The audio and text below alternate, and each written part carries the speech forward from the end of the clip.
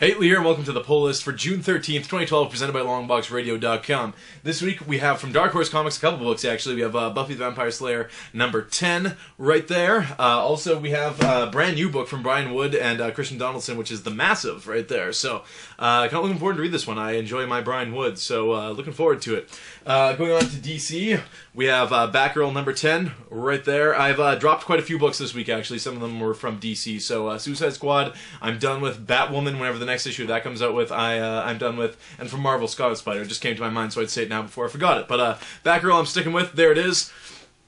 Of course, a book that I could never think of dropping. Batman, which is coming to us from Scott Snyder and Greg Capullo, of course. Right there. Super cool cover, as usual. Probably going to be a super cool book, as usual. So, awesome. Keep it up, guys.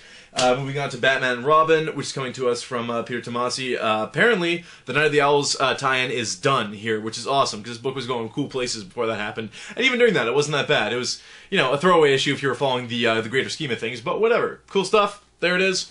And moving on to the final book from DC, we stop at B this week with Before Watchmen, and this is Silk Spectre, and that's coming to us from Darwin Cook, who also wrote, of course, the Miniman issue from last week, and Amanda Connor, and we've sung Amanda Connor's praises before. She does the cover and the interiors there, so that's super, super cool. Good talent on that book. I know Mike will probably be talking about this on the podcast, so looking forward to read that. That first one was not bad, so anyone is currently boycotting on the stance that you know, they won't live up to the original book. Of course they won't, but they definitely add something. It's cool. They're treated with respect and whatnot. So I say check them out.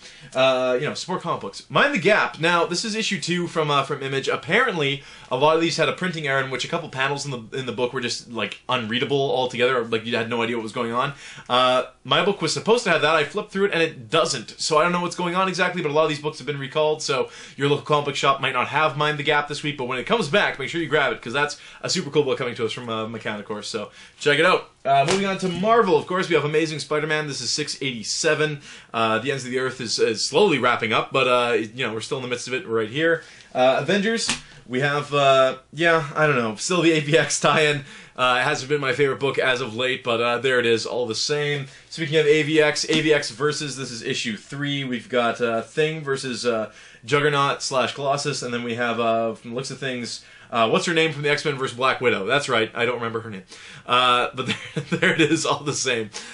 Super cool book. I've actually liked this much better than the actual book, Avengers vs. X-Men. It's kind of more or less what I was expecting. Just, two Avenger and an X-Men just beating the crap out of each other without the really, really cheesy, hard to follow. It's not hard to follow story. It's just you're trying to follow it as much as you followed past events, and it's very, very shallow. So I mean, if you're gonna read anything, I guess read this. This is really what you want anyway. Moving on, we have Fantastic Four. This is 607 coming to us from Jonathan Hickman, of course. We have Black Panther on the cover there. I don't know how he's gonna tie in, but the last couple of issues have been one shots. So we'll see. We'll see what happens here, story-wise, one shots. Now, a book I'm staying on because of the team. Here it says Aaron and Ferry, and I'm pretty sure it said Dylan when I read the Diamond release. Excuse me while I crack this open real quick.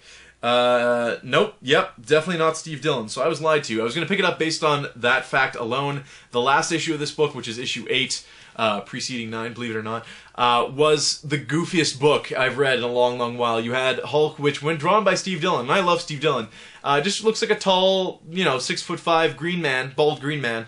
So kind of a throwback to the Lou Ferrigno Hulk. But no, he can change into Banner, so the idea is now that he has to stay angry to stay in his sane mind, because when he's Banner, he doesn't remember what's going on, and Banner, of course, is this evil genius. So I have no idea how they're going to explain how that works.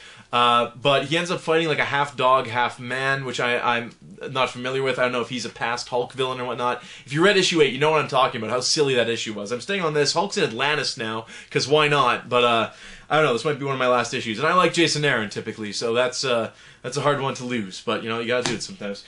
Spider-Man, brand new book coming to us from Brian Michael Bendis and Pichelli's doing on the art there. It's a limited series, so we only have 5 issues. But we have Peter Parker here, and Miles Morales, the other gentleman on the cover, and they're crossing over. So that doesn't usually happen. The 616 in the Ultimate Universe, which is like 13-something or 12-something, if we're getting technical, they don't really. And that's one thing that, the Marvel Universe has always had over DC in my mind, is the whole 52 Earths thing happened in DC, and it was just a mess after this.